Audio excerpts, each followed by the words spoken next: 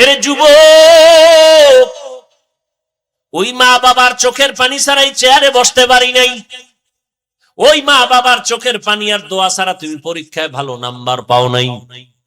যতই বাহাদুরি করো, ওই মা বাবায় যদি দোয়া না করতেন, তুমি ডাক্তার, এমবিবিএস ডাক্তার, এসপি হতে পারতা না, সম্মানের বাড়ি পাইতা না, গাড়ি পাইতা না, চেয়ার পাইতা না। সবকিছু পাওয়ার পেছনে কুদরত আমার আল্লাহর, দোয়া হলো মা বাবা। ওই মা বাবারে কষ্ট দিও না রে যুবক। বয়ানের ভেতরে কত মানুষ কান্না করে, মোনাজাতে কান্না করে, অথচ তোমার চোখে পানি নেই কেন? গুনার কারণে আল্লাহ বেজার, তোমার মা বাবা তোমার উপরে বেজার। ও পর্দার আড়ালের আম্মা জানেরা, আল্লাহ তাআলা আপনাদের এত সম্মান দান করলেন। আপনারা সমস্ত নবীদের মায়ের মতো মা, আপনারা সাহাবায়ে কেরামদের মায়ের মতো মা, আপনারা হাফেজে কোরআনদের মায়ের মতো মা, আপনারা বড় বড় বড় বড় সম্মানিত সন্তানদের মা, আপনারা এত দামি, এই দুনিয়াতে আপনাদের মতো দামি মা আর কেউ নাই। ওরে আম্মা জান, আপনাদের এত সম্মান, আপনারা আয়েশা রাদিয়াল্লাহু আনহার মতো নারী, আপনারা খাদিজা রাদিয়াল্লাহু আনহার মতো নারী, কলিজার টুকরা নবীর কন্যা ফাতেমা রাদিয়াল্লাহু আনহার মতো নারী, এত সম্মান আল্লাহ আপনাদের দান করেছেন। এরে আম্মা জান, আপনার সন্তান ডাক্তার হবে, আলহামদুলিল্লাহ। আপনার সন্তানকে ইঞ্জিনিয়ার বানাবেন, দোয়া করি আলহামদুলিল্লাহ। আপনার সন্তানটাকে প্রফেসর বানাবেন, এসপি বানাবেন, ডিসি বানাবেন, বিসিএস ক্যাডার পড়াবেন, বড় দক্ষ সন্তান হিসেবে রাখবেন, আল্লাহর শুকর। কিন্তু অনুরোধের আম্মা জানেরা, আপনার সন্তানটাকে বেয়াদব বানাবেন না। আপনার সন্তানের আচরণে যেন এলাকার কোনো মুরব্বীরা কষ্ট না পায়, আপনার সন্তানের ব্যবহারে যেন কোনো আলেম কষ্ট না পায়, আপনার সন্তানের ব্যবহারে যেন কোনো যুবক কষ্ট না পায়, বরং এমন আদর্শওয়ালা সন্তান রেখে যাবেন, ডাক্তার হলেও যেন সবাই দোয়া করে, ইঞ্জিনিয়ার হলেও যেন তার আচরণে সবাই দোয়া করে, একজন প্রফেসর হলেও যেন সবাই দোয়া করে। আর এই রকম আদর্শ সন্তান যদি দুনিয়াতে রেখে যাইতে চান, আম্মা জান, আব্বা জানেরা, আপনাদের আগে আদর্শওয়ালা হতে হবে। 5 বেলার নামাজ পড়িয়া সন্তানের জন্য দোয়া করতে হবে, সন্তানকে বুঝাতে হবে নামাজ 5 ওয়াক্ত পড়বে, যে যেই লাইনে থাকুক না কেন, 1 বেলার নামাজ বন্ধ করা যাবে না, দাড়ির মধ্যে অস্ত্র লাগানো যাবে না, নামাজ 5 বেলার পড়বে, মা বাবার দোয়া নিয়ে চলবে, ওলামায়ে কেরামের দোয়া নিয়ে চলবে, আল্লাহর মোহাব্বত নিয়ে চলবে, নবীর সুন্নতের বিপরীত লাইনে চলবে না। ও যুবক, ওই মা বাবার দোয়া নিয়ে সামনে আগাও, একটু অন্তরকে বুঝাও। তোমার আমার মতো যুবক যদি স্কুল কলেজে পড়ে, চাকরি করে, ব্যবসা করে, যদি হালাল খায়, দাড়ি রাখে, নামাজ পড়ে, আমি কেন পারবো না? আমার উপরে বুঝি আল্লাহ বেজার হয়ে গেল গুনাহের কারণে, আমার মা বাবার বরদোয়া না জানি আমার কপালে লেগে গেল। অতএব আল্লাহ বলেন, ও বান্দা তওবা কর, আমি তোর জীবনের সব গুণ একটা মুহূর্তের জন্য ক্ষমা করে দিতে পারি। অতএব তওবার মতো তওবা করো, চোখের পানি ছেড়ে কান্না করো।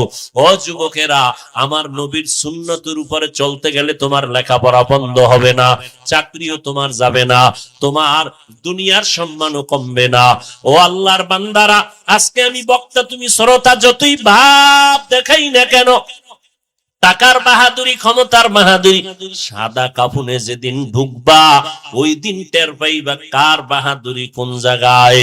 সবাই সাদা কাফনের প্যাকেটে যখন ঢুকবে, কে মাওলানা, কে মুফতি, কে আলেম, কে মূর্খ, কে ধনী, কে গরিব, কোনো ভেদাভেদ থাকবে না। 3টা সাদা কাফনের প্যাকেট বানাইয়া, কারো কাফনের উপরে লেখা থাকবে না এটা পীর সাহেবের লাশ, এটা ইমাম সাহেবের লাশ, এটা রিকশা ড্রাইভারের লাশ, লেখা থাকবে না। কাফনের মধ্যে ঢুকার পরে সব এক হয়ে যাবে, কবরের মধ্যে রাখার পরে 3টা প্রশ্ন সবার বেলায় করা হবে, কে ধনী, কে গরিব, কে আলেম, কে মূর্খ, ভেদাভেদ নাই। 3টা প্রশ্ন সবার বেলায় রেডি। 2 ফেরেশতা আসবে, রবের পরিচয় দাও, ধর্মের পরিচয় দাও, রাহমাতুল লিল আলামিনের পরিচয় দাও। এই 3টা প্রশ্নের জবাব কারা দিতে পারবে? আমরা হুজুরেরা পারবো না, এর কোনো গ্যারান্টি নাই। যদি থাকতো তো জান্নাতের টিকিট পাইয়া আবু বকরের মতো বান্দা সারাটা জিন্দেগি কান্না করতেন না, ওমরের মতো বান্দা রমজানের ঈদের দিন দরজায় তালা লাগায় কান্না করেন।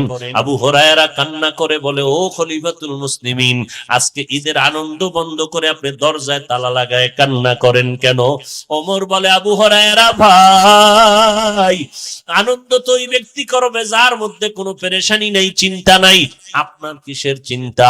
ওমরে ফারুক অর্ধ জাহানের খলিফা, যেই ওমর রাস্তা দিয়া চললে শয়তান ওই রাস্তা থেকে পালায় যায়। এই ওমর কান্না করে আর বলে, আবু হুরায়রা, আমার চিন্তা রমাজানে রোজা রাখলাম কবুল হইল কিনা পেরেশানি, রমাজানে তারাবি পড়লাম কবুল হলো কিনা চিন্তা, জাহান্নামের আগুন থেকে নাজাত পেলাম কিনা চিন্তা। ওমরের মতো বান্দা যদি কান্না করে, ওসমান রাদিয়াল্লাহু তাআলা আনহু কবরের কিনারা দিয়া যখন যাইতেন হাউমাউ করে কান্না করতেন, অথচ এরা জান্নাতের টিকিট প্রাপ্ত 10 জন সাহাবা, অগ্রিম টিকিট পেয়ে গেছে। এরপরও শুধু কান্নার আওয়াজ। হযরত আলী কাঁদতেছেন, আল্লাহর আদালতে কেমনে দাঁড়াবো। আবু বকর কাঁদতেছেন, আল্লাহর আদালতে কেমনে দাঁড়াবো। ওমর কাঁদতেছেন। এই চিন্তা যদি করেন তা আপনার আমার কি পরিমাণ কান্না করা দরকার। অথচ আমাদের চোখে তো পানি নাই, কেউ কান্না করে তাও বরদাস্ত করতে পারি না, পছন্দ করি না। আল্লাহ কোরআনে বলেন, ফালিয়াযহাকু কালিলান ওয়ালিয়াবকু কাসীরা, তোমরা কম হাসো, বেশি বেশি কান্না করো। নবীজির স্পষ্ট হাদিস, ও উম্মতেরা, গাভীর ওলান থেকে দুধ বের করে ভেতরে ঢুকানো যেমন সম্ভব না, জাহান্নামের আযাবের ভয়ে যদি কান্না কেউ করে এক ফোঁটা চোখের পানি ছেড়ে দাও, ওই বান্দার উপরে জাহান্নামের আগুন আল্লাহ হারাম করে দিবেন এমন ভাবে আর কখনো তাকে জাহান্নামে দেওয়াটাও সম্ভব হবে না। ও আল্লাহর বান্দারা, পর্দার আড়ালের মা বোনেরা, ও বৃদ্ধ বাবাজি, ও যুবক ছাত্র ভাই, এখনো সময় আছে, তওবা করে নাও। গুনার কথা স্মরণ করিয়া, এই এলাকার তোমার আমার আপন কেউ জানে না আমি তুমি কত বড় অপরাধী, মাও জানে না, বাবাও জানে না, ভাই ব্রাদার বন্ধুরাও জানে না, একমাত্র আল্লাহ জানেন। ওই আল্লাহর কাছে যদি মনে মনে তওবা করো, আল্লাহ, মরিয়া গেলে যাব, হায়াতের মালিক আল্লাহ, ইজ্জতের মালিক আল্লাহ, মৌতের মালিক আল্লাহ, সম্মান দেয়ার মালিক আল্লাহ। অতএব আর নামাজ ছাড়বো না, বেপরদায় চলবো না, মা বাবারে কষ্ট দিব না, দাড়ি কাটবো না, ওলামায়ে কেরামদের সাথে বেয়াদবিমূলক আচরণ করবো না। তওবা করার যদি খাঁটি নিয়ত থাকে এখনো তওবা করতে পারো, নবীর সুন্নাত অনুযায়ী চলবো। খাঁটি অন্তরে যদি তওবা করার নিয়ত থাকে, অন্তরে কোনো মুনাফিকি দুর্বলতা না থাকে, খাঁটি তওবার নিয়তে দুটো হাত আমার আল্লাহকে দেখাইয়া দাও। আয় আল্লাহ, হাতগুলো কবুল করে নেন, তওবা কবুল করে নেন, তওবার উপরে মজবুত হইয়া চলার মতো আমাদের তৌফিক দান করেন, আমিন। রহমতের নবী বললেন, আমি জানি না হাতের মুষ্টিতে কি আছে, আল্লাহ জানাইলে আমি জানি, আল্লাহ যদি জানান না তো আমি জানি না। রুটির মধ্যে বিষ মিশাইয়া দিছে দুশ্মন বুড়ি মহিলা। পয়গম্বর রুটি খাবেন, একজন সাহাবী গলায় দিয়া জাগায় বিষের ক্রিয়ায় মরে গেল। নবী বিষ মিশ্রিত রুটির একটা অংশ ভেতরে নিলেন, আর এক অংশ নিবেন। আল্লাহ জানায় দিলেন, জিব্রাইল যাও, নবী যেন আর খানাটা না খায়, রুটির মধ্যে বিষ মিশ্রিত আছে। নবী দেখেন না কেন? নবী বলেন, আল্লাহ দেখাইলে আমি দেখি, আল্লাহ দেখায় না তো আমি দেখি না। রুটির মধ্যে বিষ আল্লাহ দেখান নাই, প্রথম নবী দেখেন নাই। কবরের ভেতর দিয়ে নবী হাঁটতেছেন, কবরের স্থানে হঠাৎ বলে, দোয়া করো কবরের মধ্যে আযাব হয়। রুটির বিষ দেখেন না, কবরের আযাব দেখেন কেন? আল্লাহর নবী বলেন, আমার আল্লাহ দেখাইলে আমি দেখি, আল্লাহ যদি দেখান না তো আমি দেখি না। চাচা আবু জাহাল, তোমার হাতে কি আছে আমি জানি না। নবী এবার হাতের মুষ্টির দিকে নজর দিয়ে বলেন, হাতের মুষ্টিতে কি আছে তোরা একটু আওয়াজ দে। পাথরগুলো কালেমা পড়া শুরু করলো। আবু জাহাল পাথরগুলো মাটিতে ফালাইয়া বলে, মুহাম্মদ তুমি বড় জাদুকর। কপালে হেদায়েত নেই। মান ইয়াহদিল্লাহু ফাহুয়াল মুহতাদ ওয়া মান ইউদ্লিল ফালান তাজিদা লাহু ওয়ালিয়াম মুরশিদা। আল্লাহ যাকে চাইবেন হেদায়েতের মালা গলায় দিয়ে দিবেন। রহমতের নবীর চেহারা মোবারকের দিকে একটা নজর দিলে দীর্ঘদিনের ক্ষুধা নিবারণ হয়ে যায়, ক্ষুধা থাকে না। আমার নবীর চেহারার আলোতে অন্ধকারে কোনো বাতি লাগে না, নবীর চেহারায় আলোকিত হয়ে যায়। কেমন মায়ার নবী! আবু জাহাল দেখলো, বয়ান শুনলো, কালেমা পড়লো না, বিরোধিতা করলো আজীবন। আর নবীজির গর্দান কাটার জন্য ওমর তরবারি নিয়ে দৌড়ায় 100 লাল উট পুরস্কারের লোভে। মদিনার নবী কাঁদতেছেন, আল্লাহ হেদায়েতের মালা গলায় দেও। আল্লাহ বলেন আমি দিতেছি। সেই ওমর গর্দান কাটতে গিয়া নিজের গর্দানটা পয়গম্বরের কাছে ঝুঁকাইয়া দিয়া বলে, নবী বেয়াদবি মাফ করবেন, তরবারি আপনার হাতে দিলাম, আমি আপনার গর্দান কাটার জন্য আসছি, আপনি আমার গর্দান কেটে দেন, আর আমাকে কাটার আগে মুসলমানের কালেমাটা পড়াইয়া দেন। নবী বলেন হাত দাও। নবীর হাত মোবারকের সাথে ওমরের হাত লাগাইলো। সেকেন্ডে বিদ্যুতের গতির বেগে আরো দ্রুত ওমরের ভেতরে মুহাম্মদের রুহানি পাওয়ার গুলো ঢুকে গেল। 1 মিনিটে কালেমা পড়া তরবারি নিয়ে খোলাভাবে বাইতুল্লাহর হাতিমে দাঁড়াইলো। কাবার পার্শ্বে মাজা বরাবর একটা দেওয়াল আছে, দেখছেন? এটাকে হাতিমে কাবা বলা হয়। কাবার অংশ পুরাটাই ছিল বাইতুল্লাহ, পুরাটাই ঘর, পুরাটা। 13 বার এই বাইতুল্লাহকে পূর্ণ ভেঙ্গে নতুন করে তৈরি করা হয়েছে, 13 বার। এর মধ্যে নবীর বয়স যখন 30 বছর, তখন কুরাইশ বংশের লোকেরা চান্দা উঠাইয়া, টাকা উঠাইয়া বাইতুল্লাহকে পুনর্নির্মাণ করবেন। যেই পরিমাণ টাকা উঠছে পুরা দেওয়াল দেওয়া সম্ভব না। এই যতটুকু বাদ দেখতেছেন ঘরের পাশে, এতটুকু বাদ রাখলো। কাবার দরজা ছিল 2টা, এখন যেখানে দরজা আছে বাইতুল্লাহর ঠিক বরাবর ওই পাশে আরেকটা দরজা ছিল।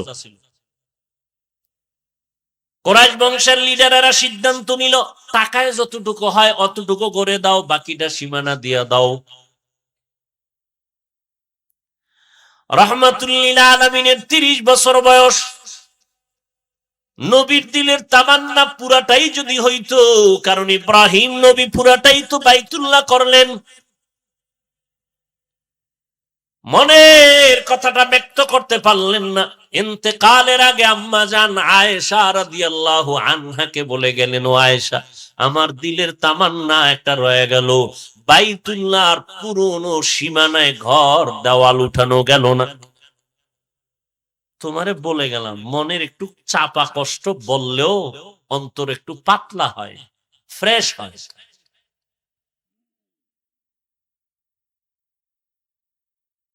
নবীর ইন্তেকালের পরে আব্দুল্লাহ বিন জুবায়ের মদিনার দায়িত্ব নেওয়ার পরে আম্মাজান আয়েশা তাকে বলছিলেন নবীর ওই ব্যথাটা।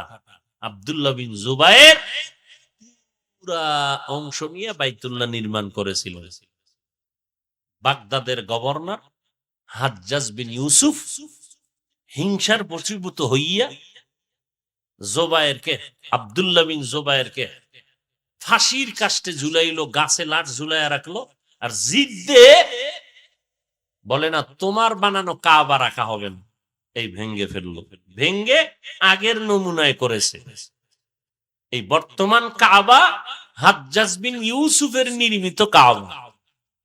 এরপরে আর নতুন করে ভেঙ্গে কাবা হয় নাই, বাকি সংস্কার হয়েছে। অর্থাৎ কি কয় এটারে? সংস্কার বুঝেন তো? মূল ভিত্তিটা ঠিক আছে, এটারে নতুন নতুন করছে, রং লাগাইছে, পাথর লাগাইছে, সবকিছু করেছে।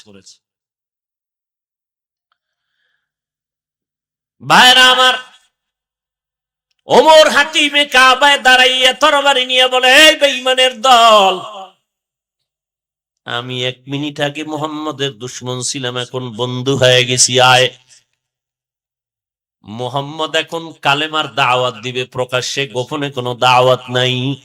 কেউ যদি বিরুদ্ধে দাঁড়াও, কারো দরকার নাই, আমি ওমরের তরবারির সামনে দাঁড়াও, আমি ওমরের তরবারি তোমার জন্য ফয়সালা করে দিবে।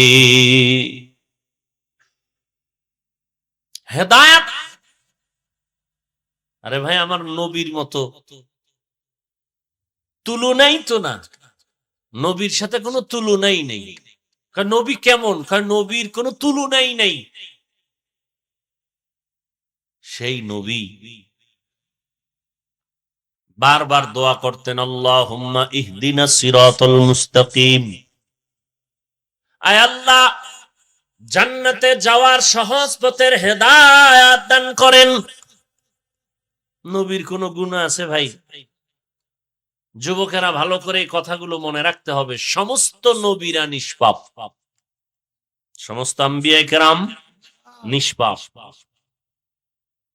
এ কথাকে যারা ঘুরাইয়া ফিরাইয়া একটু অস্বীকার করবে করবে বাপ, সে রসুলের দুশমন। নবী হেদায়েতের দোয়া করেন। আম্মা জান আয়েশা রাদিয়াল্লাহু আনহা নজর করে দেখেন পয়গম্বর চিন্তায় বিভোর।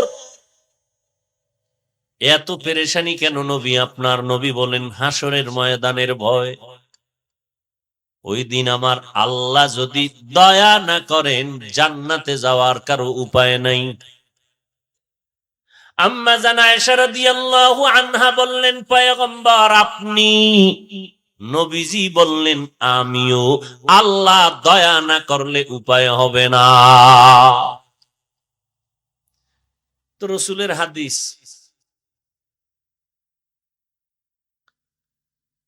এজন্য নবী তার কলিজার টুকরা কন্যা ফাতেমা রাদিয়াল্লাহু আনহা, নবীজি বলেন, আমি মুহাম্মদ রাহমাতুল লিল আলামিন, আমার কোনো ছেলে নাই, আমি 4 কন্যার বাবা। ও জগতের নারী জাতি, এরে আম্মা জানেরা, নারীদের এত মর্যাদা আল্লাহ দিয়েছেন, নবী দিয়েছেন, ইসলাম দিয়েছেন।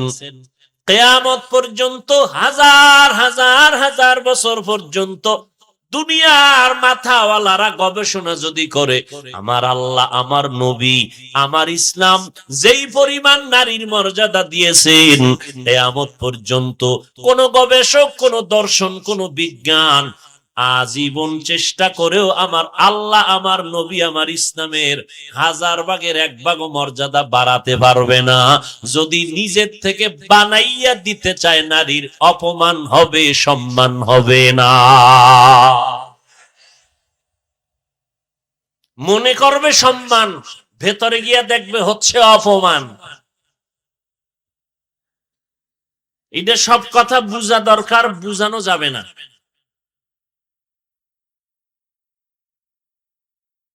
অনেক কথা বুঝতে হবে, বুঝানো যাবে না।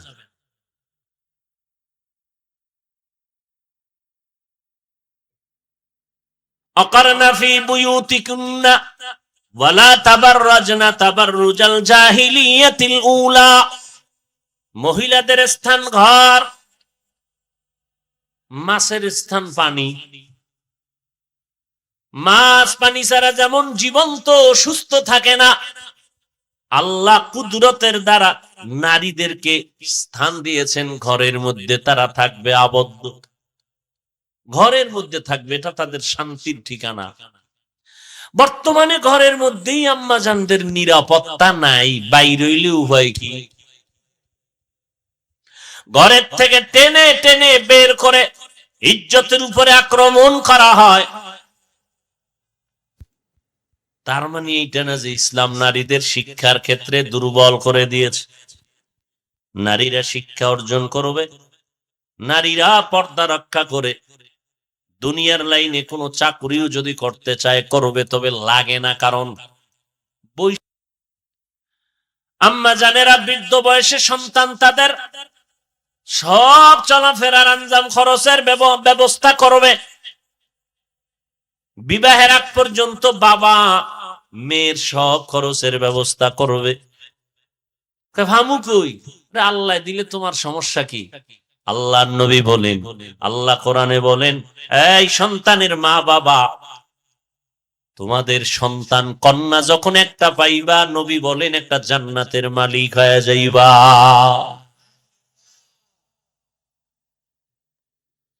যার ঘরে দুইটা কন্যা সন্তান, সে দুইটা জান্নাতের মালিক। দেখছেন নি, আলোচনা লইছি একদিক, যাইতেছি আর একদিক। আমার ওয়াল আসরে সুরক হয়ে গেছি গেছি। ওয়াল আসরি ইন্নাল ইনসানা লাফি খুসর। আসলে আমরা মানুষের জন্য যেই কথাগুলো প্রয়োজন, যা বললে মানুষের হেদায়েতের রাস্তা ওপেন হবে, ওই কথাই যেন আল্লাহ বের করে দেন, এই নিয়তে বয়ানে বসি।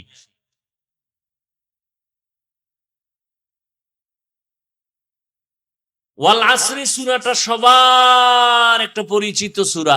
যারা কোরআন শরীফ পড়তে জানে না তারাও এই সূরাটা পারে, শুনতে শুনতে মুখস্থ হয়ে গেছে। ওয়াল আসর, আসরের শপথ। ইন্নাল ইনসানা লাফি খুসর, নিশ্চিত সমস্ত দুনিয়ার মানুষগুলো ক্ষতিগ্রস্ত, জাহান্নামী। ইল্লাল্লাযীনা আমানু, কিন্তু যারা ঈমান আনয়ন করবেন, ওয়া আমিলুস সলিহাত, নেক আমল করবেন, ওয়া তাওয়াসাউ বিল হক, ঈমান আমলের দাওয়াত অন্যদেরকে দিবেন, ওয়া তাওয়াসাউ বিস সবর, ঈমান আমলের বিরুদ্ধাচরণকারীদের বিরুদ্ধে বাধা প্রদান করতে গিয়া বিপদ আসলে ধৈর্য ধারণ করবেন। এই চার গুণওয়ালা মানুষ ব্যতীত বাকি সমস্ত দুনিয়ার মানুষ জাহান্নামী। পয়গম্বরের হাদিস পড়েছি, পয়গম্বর বলেন, কুল্লু উম্মতি ইয়াদখুলুনাল জান্নাতা ইল্লা মান আবা, সমস্ত উম্মতেরা জান্নাতে যাবে যারা নবী মানে না তারা ব্যতীত। ইল্লা মান আবা, সাহাবায়ে কেরামদের মধ্যে বললেন, নবী আপনাকে অস্বীকার করে মানে না কারা? ক্বালা মান আতাআনি দাখালাল জান্নাহ ওয়া মান আসানি ফাকাদ আবা। পয়গম্বর বলেন, ও উম্মতের দল, যারা আমার অনুসরণ করে তারা আমাকে মানে জান্নাতে যাবে, যারা আমার অনুসরণ করে না তারা আমাকে মানে না, জান্নাতে সহসয় যাবে না। আমার অনুসরণ কেমনে হবে? আমার সুন্নতের আমলের দ্বারা হবে। قال النبي صلى الله عليه وآله وسلم তারাকতু ফীকুম আমরাইন লান তাদিল্লু মা তামাসসাকতুম বিহিমা কিতাবাল্লাহি ওয়া সুন্নাত রাসূলি। পয়গম্বর বলেন, আমি বিদায় বেলা দুইটা জিনিস তোমাদের মাঝে রেখে গেলাম, আঁকড়াইয়া ধরো, বিপদ আসবে না, আসলেও তোমারে ধরবে না। এক নম্বরে কোরআন, দুই নম্বরে নবীর সুন্নাত। আল্লাহর জাতের কসম, বর্তমান দুনিয়াতে ইসলামের দুশমন কম না বেশি? সারা দুনিয়ার ইসলাম বিদ্বেষীরা চায় কোরআনের আওয়াজ বন্ধ হয়ে যাক, মাদ্রাসা বন্ধ হয়ে যাক, মসজিদে তালা লাগুক, মাইকে আওয়াজ বন্ধ হয়ে যাক, মাহফিলের মাইক বন্ধ হয়ে যাক। শুধু বেঈমানেরা চায় না, কিছু কিছু অন্তর খারাপ বলা মুসলমান মুনাফিকেরাও তাদের সাথে তাল মিলায়।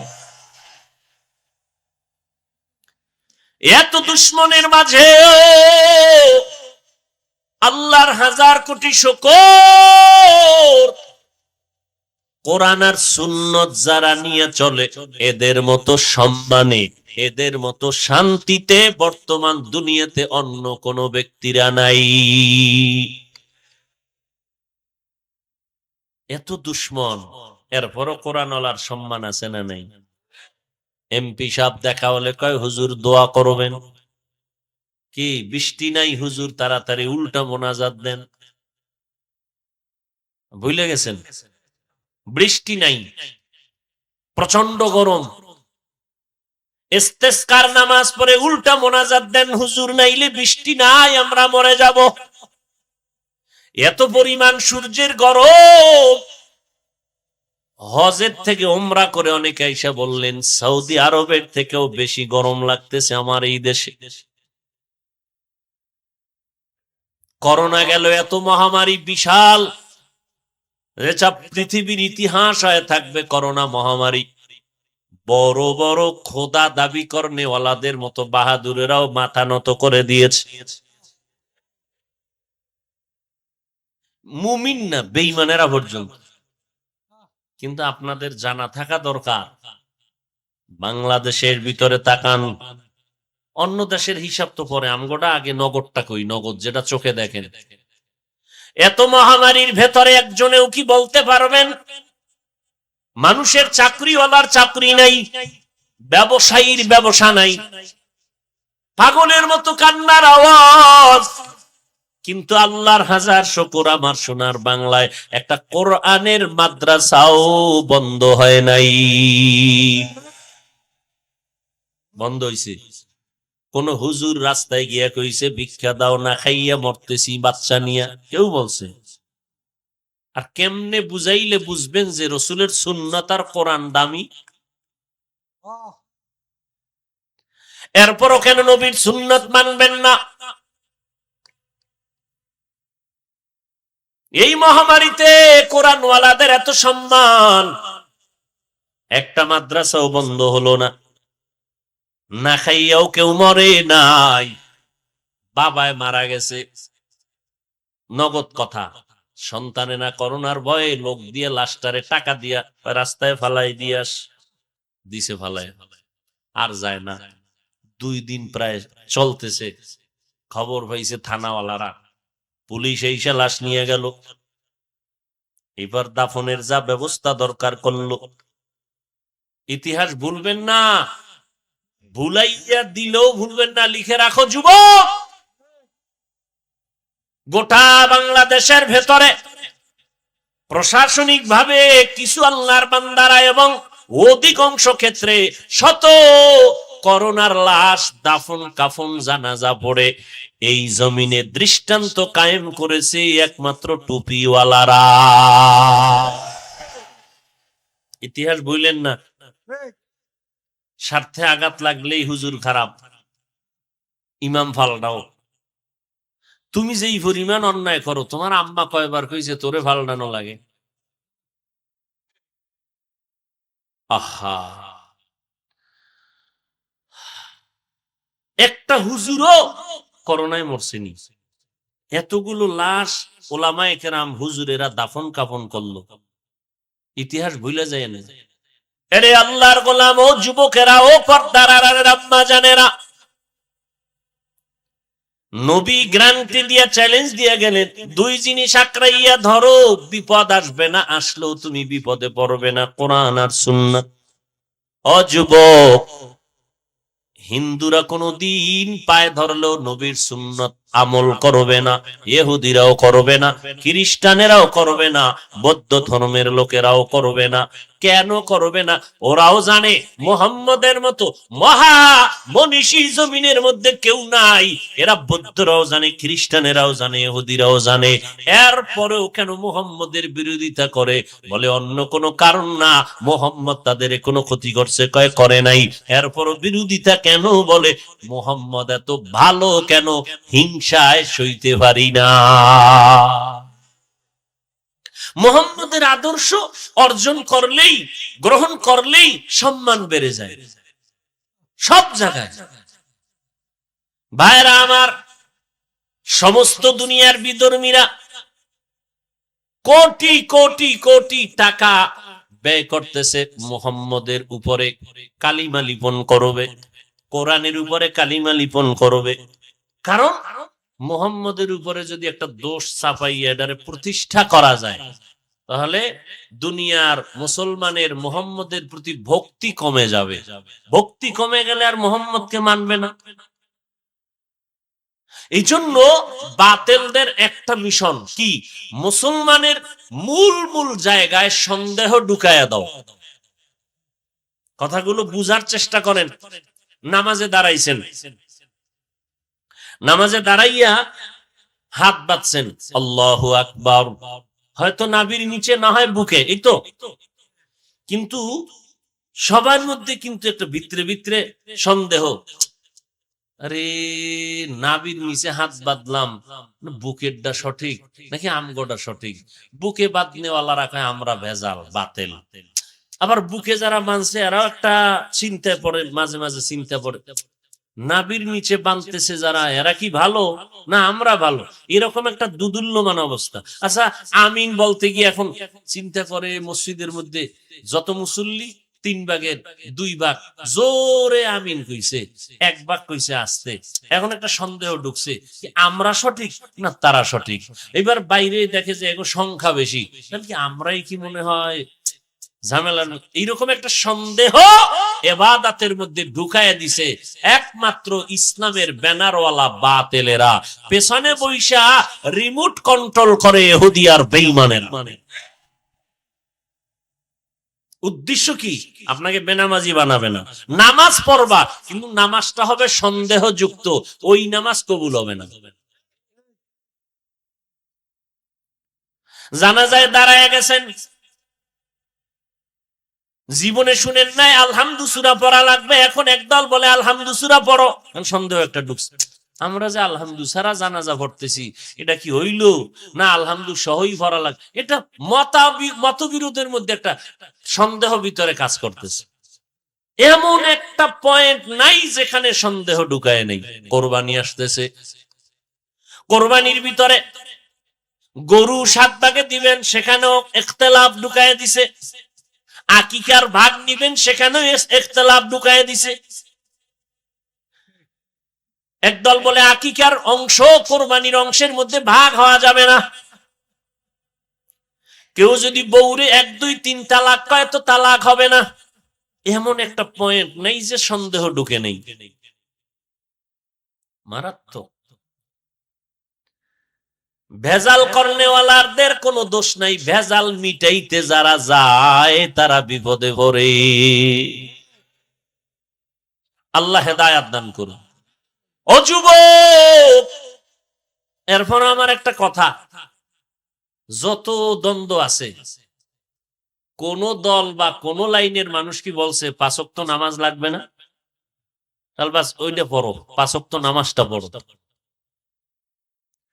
টুপি নিয়ে ইখতিলাফ মতনৈক্য করে, মূল বিষয় নিয়ে মতনৈক্য তেমন নাই। অতএব 5 বেলার নামাজ। ও যুবক ভাই, আমি তো বলি নবীর আদর্শ ছাড়া নতুন কোন উত্তম শ্রেষ্ঠ আদর্শ যদি থাকে আমাকে দাও, নবীরটা আমি বাদ দিয়ে দিব। তুমি দিবা কি? তোমার থেকে বড় বড় মাথাওয়ালা আব্রাহাম লিঙ্কন, মাও সেতুন, লেনিন, কার্ল মার্কস, প্লেটো সহ বড় বড় বড় বড় মহামনীষীরা আদর্শ বাজারজাত করলো। আল্লাহর কসম করে বলি, দুনিয়ার সবাই নতুন নতুন আবিষ্কার করে আদর্শ দিল, থিওরি দিল, কিন্তু মুহাম্মদের আদর্শের মতো শান্তির সমাজ কেউ গঠন করে দেখাতে পারে নাই। ইমামুল আউয়ালিনাল আখিরিন, বহরে সাদকা রাহমাতাল লিল আলামিন, সাইয়্যিদুল কাউনাইন খাতমুল মুরসালিন, আখির আমদ বুতে ফখরুল আউয়ালিন। আল্লাহ তাআলা কসম খাইলেন, ওয়াল আসর, আসরের শপথ, নিশ্চয়ই সমস্ত দুনিয়ার মানুষ জাহান্নামে যাবে। কথা শেষ না আরো আছে? আল আসরি ইন্নাল ইনসানা লাফি খুসর, এতটুকুই না আরো আছে? আরো আছে। আল্লাহ কসম খেয়ে বলেন, নিশ্চয়ই সমস্ত দুনিয়ার মানুষ জাহান্নামে যাবে, ইল্লা, কিন্তু যারা 4 গুণওয়ালা হবে তারা যাবে না। কয় গুণওয়ালারা যাবে না? 1 নাম্বার গুণ হলো ঈমান, দ্বিতীয় গুণ নেক আমল, তৃতীয় গুণ হলো ঈমান আমলের দাওয়াত অন্যকে দাও, 4 নাম্বার গুণ হলো ঈমান আমল যারা মানে না তাদের বিরোধিতা করে, তাদের বাধা দাও। আল আসরের সূরায় প্রমাণ করে কি জানেন? ভালো করে খেয়াল করবেন, সব মানুষ জাহান্নামে যাবে, 4 গুণওয়ালারা যাবে না। 4 গুণের প্রথম 2 গুণ ঈমান আর নেক আমল। এই 2 গুণের হক আল্লাহর। কার? আল্লাহর হক। বাকি আরো কয় গুণ? 2 গুণ। ওই 2 গুণের হক বান্দার। আল্লাহর হক ঈমান আনো, আল্লাহর হক নেক আমল করো। এখন আপনি ঈমানও আনছেন, আমলও করেন, এরপরও কিন্তু জান্নাত রেডি না, আরো বাকি আছে 2 গুণ বান্দার হক। সেটা কি? ঈমান আমল নিজে আনলে হবে না, আমল করলে হবে না। ঈমান আমলের দাওয়াত অন্যদের দাও। ঈমান আমলের বিরোধিতা যারা করে তাদের বাধা দাও। এই 2টা বান্দার হক। আল্লাহর হক, আল্লাহ চাইলে মাফ করবে। নামাজ পড়তে গিয়া বান্দা তুমি অল্প পড়ছো, কম পড়ছো, 40 বছর নামাজ পড়ো নাই, নতুন করে নামাজ ধরছো, আমি আল্লাহ তোর পিছের গুনাহ চাইলে ক্ষমা করে দিব, কারণ এটা আমার হক। কিন্তু বান্দার হক আদায় কর, না হয় বান্দা ক্ষমা না দিলে আমি ক্ষমা দিব না। ঈমান আমল আনলে হবে না, অন্যদের দাওয়াত দাও ঈমান আমলের। নিজে নামাজ পড়ো, অন্যদের দাওয়াত দাও, নিজে পর্দা করো, অন্যদের দাওয়াত দাও, নিজে হালাল খাও, অন্যদের দাওয়াত দাও। নিজে গান শুনো না, অন্যেরা যারা শুনে তাদের বাধা দাও। কি নিজে একটা 1000 দানার তসবি লাগাইয়া ওদিকে মোবাইল একটা ছেলেরে দিয়া বলছে সিনেমা হল তোর জন্য ফ্রি। বাবায় হাজি সাহেব হইয়া তসবি হাতের থেকে ছাড়ে না, ওদিকে সন্তান ব্যবসা করে সুদের টাকায়, লোন উঠাইয়া বিল্ডিং উঠায়, লোন টাকা সুদে আইনা ব্যবসা করে টাকা দেয়, ওই টাকার খানা খাইয়া বাবায় সেজদা দেয়। আল্লাহর নবী বলেন হারাম খাদ্য দ্বারা গোশত হবে, রক্ত হবে, জান্নাত হারাম। ঈমান আমলের দাওয়াত অন্যকে দাও, যারা বিরোধিতা করে বাধা দাও। অন্য কারা? অন্য বলতে প্রথম সিরিয়ালে নিজের আহাল।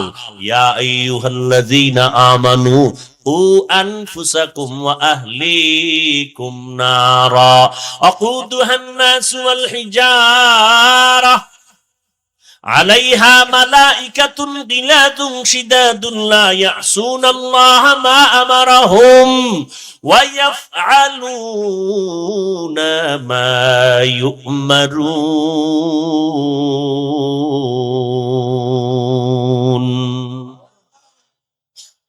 জাহান্নামের আগুন থেকে তুমি নিজেকে বাঁচাও, এরপরে তোমার আহালকে বাঁচাও। মা বাবার জন্য সন্তান আহাল, স্বামীর জন্য স্ত্রী আহাল, বক্তার জন্য শ্রোতা আহাল, ইমাম খতিবের জন্য মুসল্লিরা আহাল, মেম্বরের জন্য ওয়ার্ডের মানুষ আহাল, চেয়ারম্যানের জন্য ইউনিয়নের মানুষ আহাল, সরকারের জন্য গোটা দেশবাসী আহাল, গোটা দুনিয়ার আলেমদের জন্য দুনিয়ার উম্মতেরা আহাল। মা বাবার আহাল সন্তান, সন্তানের বাঁচাও, নিজে না বাইচা। আরে আগে বলছে নিজে বাঁচো, এরপরে আহাল। মা বাবা তুমি আগে জাহান্নাম থেকে নিজেরে বাঁচাও, এরপরে তোমার সন্তানেরে বাঁচাও। নিজে নামাজ পড়ো, সন্তানের নামাজের দাওয়াত দাও। বলে কখন? 7 বছর যখন বয়স হবে সন্তানের, নামাজের মুসাল্লায় দাঁড় করাইয়া দাও। 10 বছর যখন হবে তখন একটু বেতের বাড়ি লাগলে হালকা ভাবে দিয়েও তুমি শাসন করিয়া নামাজে দাঁড়াও। তবে সাবধান, শাসন করতে গিয়ে যেন শোষণ না হয়। তো হিসাবের কাঠগড়ায় দাঁড়াতে হবে। সন্তান অপরাধ করছে, 1 ধমকের তুমি 2টা ধমক দিলে, একটা হবে ইনসাফ আর একটা হবে জুলুম। সন্তান অন্যায় করছে, একটা বেতের বাড়ি ভাবে, আপনি যদি 2টা দেন তো একটা ইনসাফ আর একটা জুলুম। বাড়িটা দিবেন ওজন কত? আধা কেজি না 10 কেজি? এহেন হিসাব আছে। একটা বেতের বাড়ি দিবেন, অন্যায় করেছে, বাড়িটার ওজনটা কত হবে? সন্তানের বয়স মাত্র 8 বছর, আপনি বাড়ি দিলেন 50 বছরের বাড়ি, জুলুম হবে। কিয়ামতের ময়দান সব জুলুমের বিচার হবে, ইনসাফের আদালত। শাসন করো, শাসন করতে গিয়া যেন শোষণ না হয়। আবার সাবধান, এই মা বাবারা, সন্তানের শাসন করবা, চেহারার মধ্যে কোনো টাচ করবা না, হারাম। এই স্বামী, স্ত্রীকে শাসন করার অনুমতি আছে, তাও কি ডাইরেক্ট নি? ওই তরকারির মধ্যে লবণ বেশি হইল কেন, একটু মরিচ বেশি হইল কেন, ধাম ধুম বিসমিল্লাহ সারা মার হয় না, না এটা না। কোরআনের আয়াত খুলো, হাদিস খুলো, প্রথম তার একটু বুঝাও, এমনটা করবা না। এইভাবে এরপরে তুমি না বুঝলে নামাজ পড়ে না, নামাজের জন্য দাওয়াত দাও। এক পর্যায়ে তুমি বিছানা আলাদা করে দাও, তোমার সাথে আমি এক বিছনায় থাকবো না। নামাজ ঠিক মতো পড়ো না কেন, আল্লাহর নবীর তরিকা মানো না কেন। চূড়ান্ত শেষ বিচার, শেষ সময় তুমি পারলে একটু প্রহারের প্রয়োজন যদি হয় তা করবা, তবে আগের দায়িত্বগুলো পালন করার পর। ফজরের নামাজে উঠে না, নবীজির স্পষ্ট সহিহ হাদিস, স্বামী তুমি ঘুম থেকে আগে উঠছো, নামাজ আদায় করো, স্ত্রীকেও ডাক দাও, না উঠলে তুমি একটু পানি মারো, চেহারার মধ্যে পানি ছিটাও। এবার স্ত্রী উঠে যাবে, নামাজ পড়বে, যত সওয়াব পাবা, স্ত্রী যে পইরা যা পাবে তুমিও তা পাবা। স্ত্রীকেও আল্লাহর নবী কয়, তুমি যদি আগে উঠেই যাও, ও আম্মা জান, স্বামীকে তুমি ডাক দাও, উঠে না, চেহারার মধ্যে একটু পানি ছিটাইয়া দাও, পানি ছিটাইয়া দাও। একজনে কয় পানি এক বালতি মাথার দ্বারে লয়ে ঘুমাইছে। সকালে কোন রকম একটা ডাক দিছে, যে ডাকটা শুনবে না মনে করিয়া, এক ডাক দিয়ে এক বালতি পানি পুরা গোসল করাই দিল। ভাইরা আমার,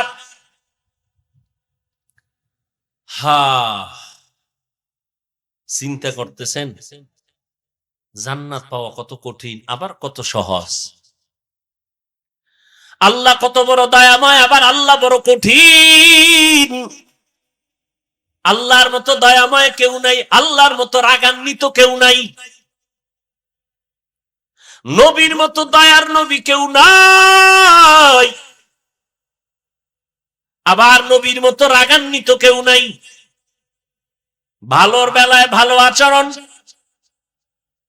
মুহাম্মাদুর রাসূলুল্লাহ ওয়াল্লাযীনা আমানু মাআহু আশিদ্দাউ আলাল কুফফার রুহামাউ বাইনাহুম।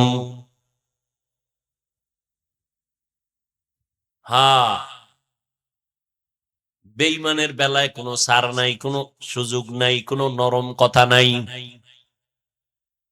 ওয়াল্লাযীনা মাআহু আশিদ্দাউ আলাল কুফফারি রুহামাউ বাইনাহুম। ভাইরা আমার, ১৫০০ বছর হয়ে গেল,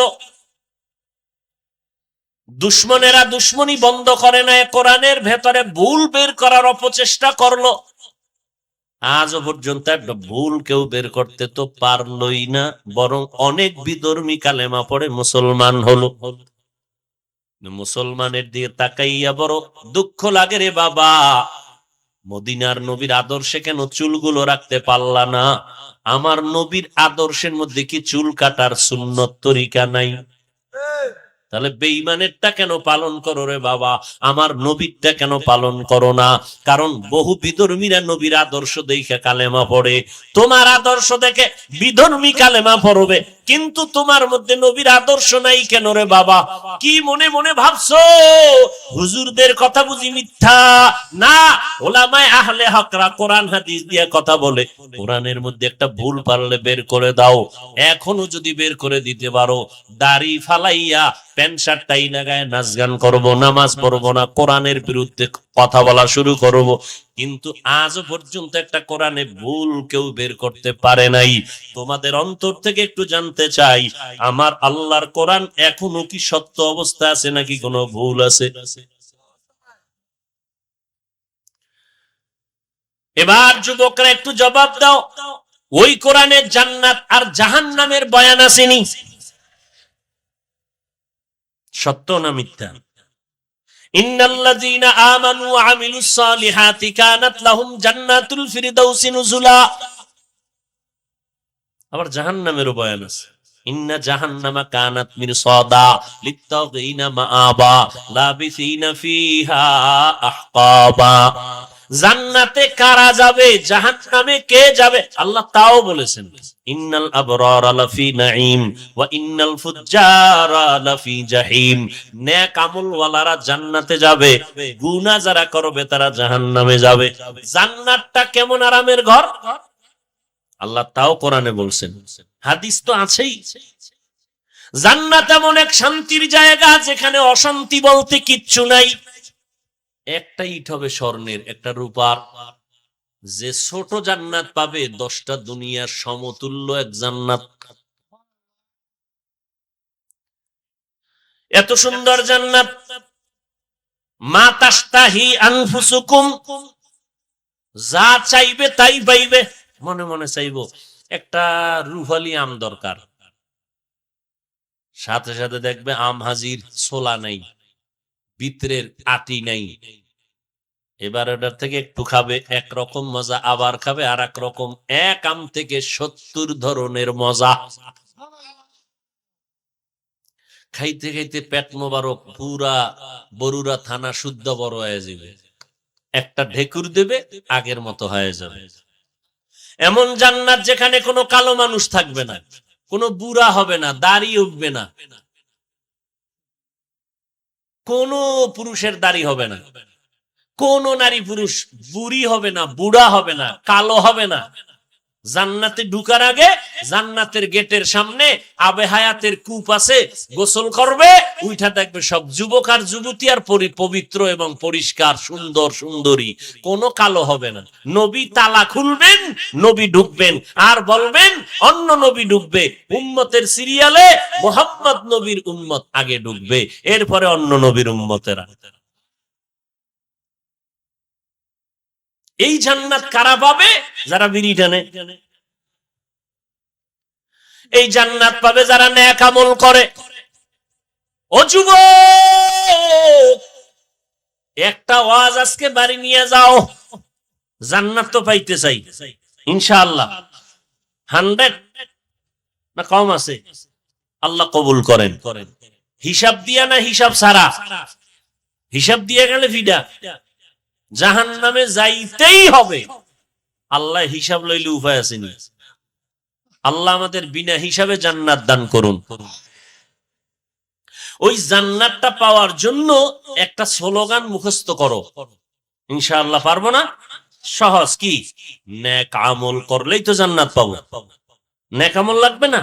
তাহলে একটা স্লোগান সব সময় খেয়াল রাখবো, নেক আমল করতে পারি আর না পারি, গুনাহ করব না। আর ওয়াজ লাগবে না, এই একটা ওয়াজ নিয়ে বাড়ি যাও। নেক আমল করতে পারি আর না পারি, মরিয়া যাব কিন্তু গুনাহ, বাস এই একটা ওয়াজই যথেষ্ট। নেক আমল পারলে করব, না পারলে করব না, কিন্তু গুনার কাছেও যাব না। আর ওয়াজ লাগবে? বাস। পারলে কোরআন তেলাওয়াত শুনবো, না হয় একেবারে চোখ বন্ধ করে ঘুমাবো, গানের আওয়াজ কানে দিব না। পারলে সত্য কথা বলবো, না হয় কষ্টে লাগায় রাখবো, মিথ্যা বলবো না। পারলে কারো প্রশংসা করব, না হয় জবানে তালা লাগাবো, কিন্তু কারো বদনাম। পারলে কারো উপকার করব, না পারলে চুপ করে বসে থাকবো, কিন্তু কারো ক্ষতি। কুয়াতেনে কি না দারি বদমকুন পরওজুদে সদত খুদ সতম্বে হাদমকুন। যুবক ভাইরা, এই স্লোগানটা ধরে রাখা যাবে না ইনশাআল্লাহ? নেক আমল কি করব না, গুনাহ। গুনাহ জিনিসটা কিন্তু বুঝার জন্য হুজুর টুজুর লাগবে না। তোমার অন্তরে একটা রাডার ফিট করে দিছেন আমার আল্লাহ। গুনার দিকে গেলেই দেখবা শুধু রাডারে বাড়ি মারতেছে, গুনাহ গুনাহ গুনাহ, অপরাধ অপরাধ অপরাধ। এবার বলবা হাফিজ ভাই এটা কেমনে সম্ভব? এবার আমার মতো হুজুর টুজুর দিকে না তাকাইয়া তোমার লাইনের যুবকদের দিকে তাকাও, দেখবা খুবই সহজ।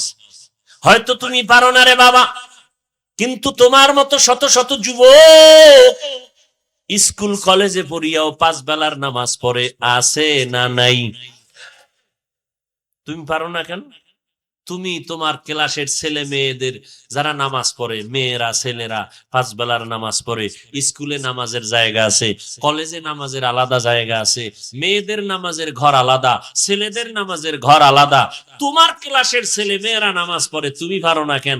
আগামীকালকে থেকে একটা ঔষধ ব্যবহার করো, ওদের পা ধোয়া পানি তুমি খালি পেটে 3 বার খাবা ডেইলি। তোমার ক্লাসের ছেলে মেয়েরা যদি 5 বেলার নামাজ পড়তে পারে, তুমি কেন পারবা না রে বাবা? তোমার আমার মতো যুবক র‍্যাব, আর্মি, পুলিশ, বিডিআর এর চাকরি করে, ওসি, ডিসি, এসপি, আইজি, উকিল, ব্যারিস্টার 5 বেলার নামাজ পড়ে, দাড়িওয়ালা অভাব নাই, তুমি কেন পারবা না? দাড়ি কাটা, দাড়ি সাদা, দাড়ি ছোট ছোট করে ব্রাশ মার্কা রাখে, যারা পুরাটা ক্লিন করে, আবার যারা ছোট ছোট করে রাখে। দোনো দলের গুনাহ সমান। কেমন গুনাহ? 24টা ঘন্টার সেকেন্ডে সেকেন্ডে সেকেন্ডে সেকেন্ডে সেকেন্ডে অল টাইম কবিরা গুনাহ লেখা হয়। কবিরা গুনাহ মানে কি? ছোট না বড়? তুমি নাকটাই না সরিষার তেল লাগায় ঘুমাইতেছো, কিন্তু দাড়ি যে কাটছো এর গুনাহ কিন্তু লেখা বন্ধ নেই, অল টাইম লেখা থাকে। যতদিন পর্যন্ত তওবা না করবা ততদিন ফেরেশতাদের কলম বন্ধ হবে না। 24 ঘন্টার সেকেন্ডে সেকেন্ডে গুনাহ। শুধু কি তাই, মোনাজাত দিলে কোনো দোয়া কবুল হবে না। তোমাকে কাছের কোনো মহব্বতের হুজুর থাকলে জিগাইও। ভাইরা আমার, এই যে টাকনু গিরার নিচে পুরুষেরা প্যান্ট পরে, প্যান্ট পরেনি, অল টাইম কবিরা গুনাহ। তুমি যদি লঙ্গি ভইরা ঘুমাও তারপর প্যান্ট পরছো, তওবা না করা পর্যন্ত কবিরা গুনাহ লেখা বন্ধ হবেই না, লেখতে থাকবেই।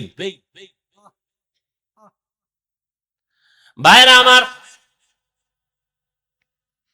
তার মানে কি প্যান্ট পরা যাবে না? ওই জাকির নায়েক সাহেব প্যান্ট পরে গিরার উপরে, তাকায় দেখছো? টাকনু গিরার উপরে পড়ে, কখনো নিচে পড়ে না। স্পষ্ট সহিহ হাদিস, টাকনু গিরার নিচে পাজামা প্যান্ট পরা হারাম। জাহান্নামে যাবে ওই অংশ, জাহান্নামে। এই তোমার বোন আছে না? আলহামদুলিল্লাহ, বোন আছে না ঘরে? বোনের তোমার বড় ধরে নাও, বোনের বয়স 25, আর একটু বেশি ধরো, আচ্ছা 25 ধরলাম, তোমার বয়স মাত্র 23। তোমার বোনের গালে একটা দাড়িও নাই, তোমার গালে দাড়ি। এবার আল্লাহরে কি কইবা? আল্লাহ, তুমি আমার বোনের গালে দাড়ি নিতে আমারে দিলা, এটা কেমন হইল? আল্লাহ বুঝি বানাইতে একটু উল্টা পাল্টা হয়ে গেছে মনে হয়। তোমার 25 বছর বোনের গালে দাড়ি দিলেন না কেন? তোমার 22 বছর যুবকের গালে দাড়ি দিলেন, রেখা পড়ে গেল। আমার আল্লাহ তোমাকে বানাইবেন, দেখতে কেমন সুন্দর লাগবে আমার আল্লাহ ভালো বুঝেন। পুরুষের দাড়ি হলো সৌন্দর্য, মহিলাদের চুল হলো সৌন্দর্য। ওদিক দিয়ে আমার বোনেরা চুল কাটে, এদিক দিয়ে আমার যুবকেরা দাড়ি কাটে, পাল্লা দিছে। এরা চুল কাটে, এরা দাড়ি কাটে। ওই যে এক আল্লাহর বান্দা কয়েকদিন আগে ইন্তেকাল করছেন বাংলাদেশের, হ্যাঁ, জানাজার মধ্যে লেডিস আর জন্ডি সমানে দাঁড়ায় গেছে, কথা ঠিক না? এর মাইয়া বল, আমি দেখি না, শুনছি ছেলে নাকি মেয়ের মতো, মেয়ে নাকি ছেলের মতো। ভাইরা আমার, আল্লাহ সব ভাইকে হেদায়াত দান করুন। আবার এইরকম কিছু ডিজাইন পাইবেন বড় বড় ভণ্ডদের দরবারে, মারেফতের সম্রাট, গায়ে দেয় শালার চট, হাতের ভিতরে গাঞ্জার ভট, আছে না নাই? মাথার চুলগুলো এত বড় লম্বা, পিছন দিক দিয়ে তাকাইলে মনে হয় এটা পুরুষ না মহিলা বুঝার উপায় নাই, আছে না নাই? বাবার দরবারে যায়, বাসগাড়ি 2টা বসছে, 5 আঙ্গুলে আংটি 10টা। এত আংটি কেন? সব মুসিবত ফিরানের লাগে আংটি, আর ধনী হওয়ার জন্য বাম হাতের আংটি। পাথর, আকিক পাথর, এই পাথর সেই পাথর, যেই পাথর মাথা ঠান্ডা করে, কত ভংসং, এর কোন শেষ নাই। তো এবার এক সিডে উঠে বসে রয়েছে, বাবার দরবারে যায়, ঠোঁট নাড়াইতেছে, তসবি একটা আছে, পড়ুক আর না পড়ুক আঙ্গুল চলতেছে। অন্ধ ভিক্ষুক ভিক্ষা করার জন্য গাড়ি তুলছে, ভাই আমি চোখে দেখি না, তোমরা যাওয়ার বেলায় কিছু দান করো, বিপদ থেকে মুক্তি পাইবা, অ্যাক্সিডেন্ট থেকে বাঁচবা। তো চুলওয়ালা মারেফতের সম্রাট বাবার দরবারে যাই, যাওয়ার যাত্রাপথে কিছু দান করলো 10 টাকা। অন্ধ মানুষ তো টের পাইলো না কে দান করলো, হাতটা বুলাইয়া দেখে চুলগুলো বড় লম্বা। মহিলাও দিতে পারে, পুরুষেরাও দিতে পারে। তো চুলগুলো লম্বা দেখে অন্ধ মনে করছে হ্যাঁ মহিলা দান করছে, পুরুষেরা দান করে নাই। এবার একটা দোয়া করা দরকার। আমি অন্ধ মানুষের দোয়া খালি ফেরত যায় না। ও আল্লাহ, আমি চাওয়া মাত্র আমার অন্ধের কলিজা ঠান্ডা করিয়া যেই চুলওয়ালা আমাকে 10 টাকা দিয়া বরকত দিল, আমি দোয়া করি রে মালিক, তার গর্ভে একটা নেককার বাচ্চা দিও। হ্যাঁ, বড় কঠিন। পয়গম্বর স্পষ্ট হাদিসে বলেছেন, যেই মেয়েরা ছেলেদের মতো সাজবে এরা জাহান্নামে যাবে, যেই ছেলেরা মেয়েদের মতো সাজবে এরা জাহান্নামে যাবে। আহা, আচ্ছা আমগো কি খারাপ দেখা যায়? মিছা কথা কইস না রে যুবকরা। এই দেখ চুল চারিদিক সমান, এক জায়গায় দিয়ে বড় না, এই জায়গায় দিয়ে আমি নিজে মেশিন ধরে সমান করছি, পিছে যেরকম সমান এখান থেকেও সমান। এরপরে টুপি সবসময় মাথায় নেই, সবসময় চেষ্টা করি ঘুমাইতে গেলেও টুপিটা মাথায় থাকুক। আমার এক ওস্তাদ কইছে ছাত্র জীবন অনেক আগে, টুপি মাথায় দিয়ে ঘুমাবি, আজরাইল এসে যেন দেখে সুন্নত তোর মাথার পার্শ্বে। দেখো না, গড়ি হাতে দেই না কখনো, শুধু বয়ানের টাইম দেখা লাগে জন্য ডান হাতে দিছি, ডান হাতে। কেন? ওই ওস্তাদ আমারে কইছে। মুরব্বীরা জিগাইব, তোমার ওস্তাদ জিগাইব টাইম কত, তুমি বাম হাতটা সামনে নিবা কেন? আদবের ভিতরে বরকত বেশি, এই জন্য ডান হাতে দেই। তাও বয়ানের টাইমে আবার খুলে রাখি, ঘড়ি হাতে দেওয়া পছন্দ লাগে না। আহা, লিকুল্লি শাইইন যিনাতুন ফিল ওয়ারা ওয়া যিনাতুল মারই তামামিল আদাব। তুমি আজকে বিড়ি টানো স্যারের সামনে দাঁড়ায় দাঁড়ায়, আরে টান, সুখ টান। হ্যাঁ, কি টানা টান, আল্লাহ হেদায়াত দান করুন। আমরা এখনো এই বেটা, আমি তো বক্তা, ছোটখাটো একটা বক্তা তো, কিন্তু এখনো আমার ওস্তাদ সামনে থাকলে আমি জুতা ধইরা টাইনা রাখি, সোজা করি, ধুইয়ে দেই। এতটুকু সম্মান যদি না দিতাম তাই চেয়ারে এতদিন টিকতে পারতাম না, যেই ঝড় তুফানের মধ্যে আমি আছি। আমার এলেম নাই, কিচ্ছু নাই, আল্লাহ ওয়ালাদের নেক নজর আছে, আর বেদবি জীবনে করি নাই। ও যুবক আল্লাহর গোলাম, তোমার মতো যুবক স্কুল কলেজে পড়িয়াও যদি নামাজ পড়ে, তুমি তোমার বিবেকটাকে একটু জিজ্ঞাসা করো, তুমি কেন পারবা না? ঘুমের ঘরেও কত মানুষ মরিয়া যায়, ঘুমের ঘরেও কত মানুষের ইন্তেকাল হয়ে যায়। আজকে রাতের বেলা তুমি যদি ঘুমাইয়া যাও, সকালবেলা মা ডাক দিবে ঘুম থেকে উঠো, হঠাৎ মা নজর করে দেখবে, শরীরের মধ্যে হাত দিয়ে দেখবে বরফের মতো ঠান্ডা, কাঠের মতো শক্ত, চিৎকার দিয়ে বলবে আমার ছেলে আর নাই। অযুবক, জীবনটাকে হেলায় হারাইও না। আজকে তোমরা স্কুল কলেজে যাদের লেখা বই পড়ো, ইংরেজি বই পড়ো, অঙ্ক পড়ো, ভূগোল পড়ো, ইতিহাস পড়ো, এই যুবকেরা আমার লাগে কথা কও, স্কুলে যে পড়ো ইংরেজি, অঙ্ক, ইতিহাস, ভূগোল, এই বইগুলো কি আসমান থেকে আইছে না কেউ লেখছে? আচ্ছা একটু চিন্তা করতে, আল্লাহ তো বিবেক দিছে, যে বইটা লেখলো তার কপালটা কত বড় চান কপাল, যে তার লেখা বইটা সমস্ত স্টুডেন্টরা কবুল করে নিছে, সমস্ত কলেজের ছেলে মেয়েরা তার বই পড়িয়া ইংরেজিতে কথা বলে। তাহলে ওই লোকটারে জীবনে দেখেও নাই, এই বইটা যিনি লেখছে তারে দেখেও নাই। তোমার মতো যদি সারা রাত্র মোবাইল চালাইয়া কবিরা গুনাহ করে কাটাইতো, জীবনে তার বই লেখা হতো না। তার কপাল কত ভালো যে তার লেখা বইটা আজকে সব ছেলে মেয়েরা পড়ে, শ্রদ্ধার সাথে চুমা খায়। তুমি মইরে গেলে কি দিয়ে যাবা জাতিরে, যেটা ধইরা চুমা খাইবে মহব্বতে? কি দিছো? গালি। মা বাবারে দিছো খারাপ আচরণ, মা বাবায় মনে মনে কষ্ট পায় আর বরদোয়া করে মরে না কেন?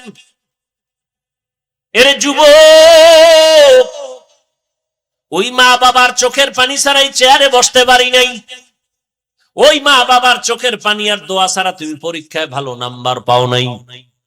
যতই বাহাদুরি করো, ওই মা বাবায় যদি দোয়া না করতেন, তুমি ডাক্তার, এমবিবিএস ডাক্তার, এসপি হতে পারতা না, সম্মানের বাড়ি পাইতা না, গাড়ি পাইতা না, চেয়ার পাইতা না। সবকিছু পাওয়ার পেছনে কুদরত আমার আল্লাহর, দোয়া হলো মা বাবা।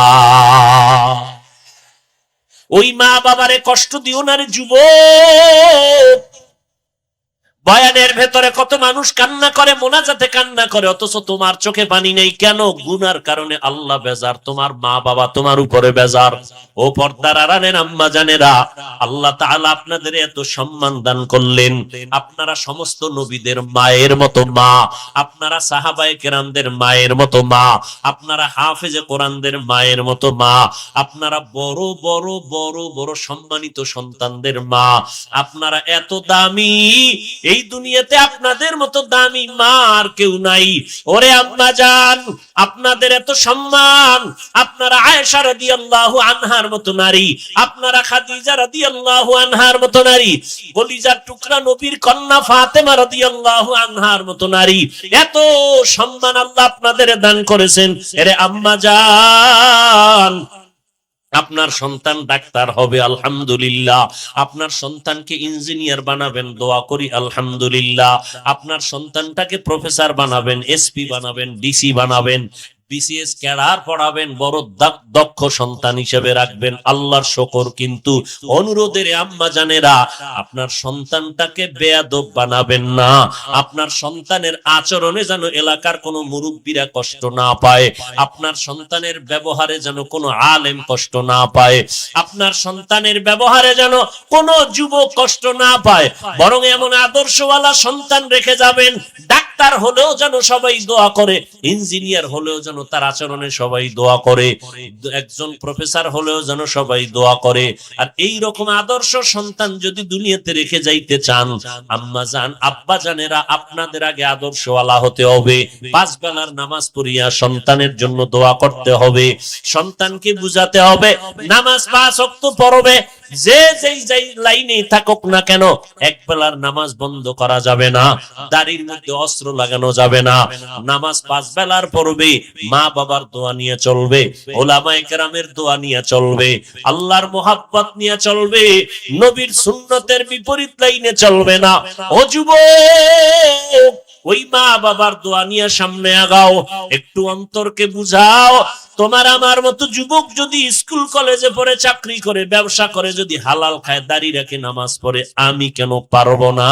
আমার উপরে বুঝি আল্লাহ বেজার হয়ে গেল গুনাহের কারণে, আমার মা বাবার বরদোয়া না জানি আমার কপালে লেগে গেল।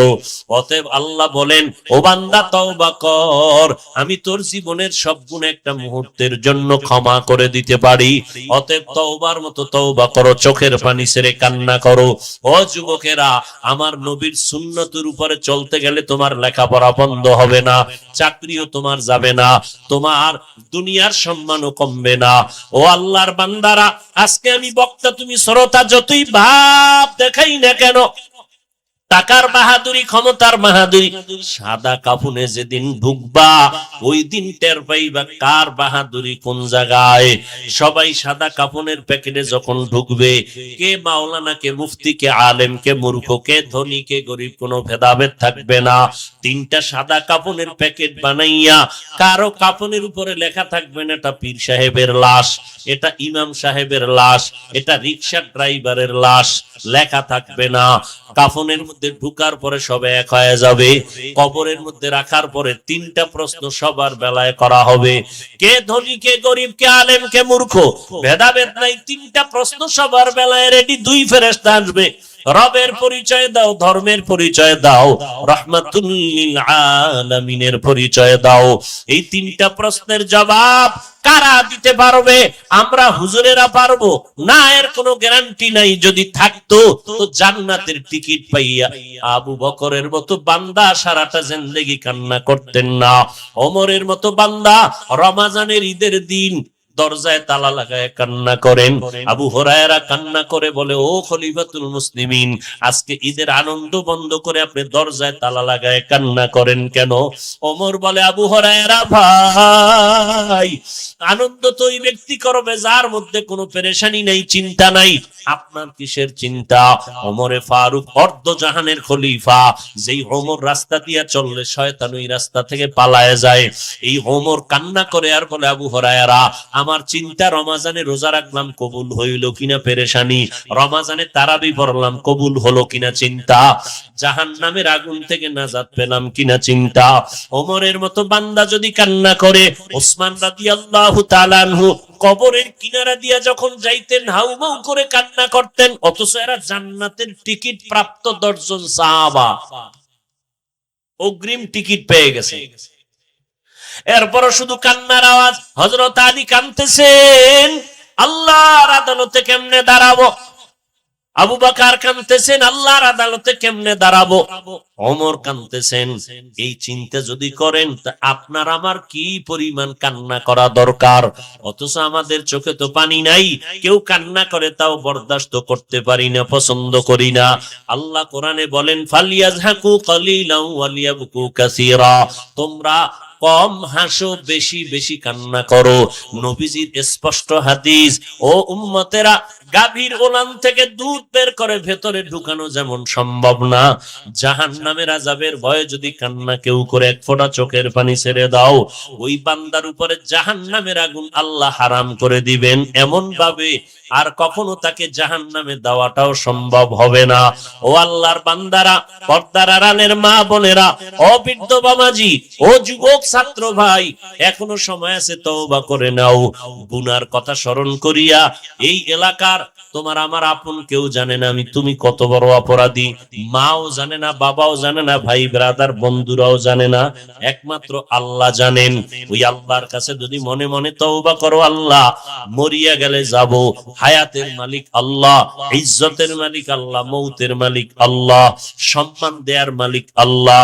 অতএব আর নামাজ ছাড়বো না, বেপরদায় চলবো না, মা বাবারে কষ্ট দিব না, দাড়ি কাটবো না, ওলামায়ে কেরামদের সাথে বেয়াদবিমূলক আচরণ করবো না। তওবা করার যদি খাঁটি নিয়ত থাকে এখনো তওবা করতে পারো, নবীর সুন্নাত অনুযায়ী চলবো।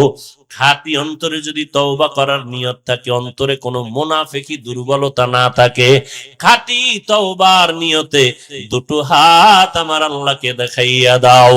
আয় আল্লাহ, হাতগুলো কবুল করে নেন, তওবা কবুল করে নেন, তওবার উপরে মজবুত হইয়া চলার মতো আমাদের তৌফিক দান করেন, আমিন।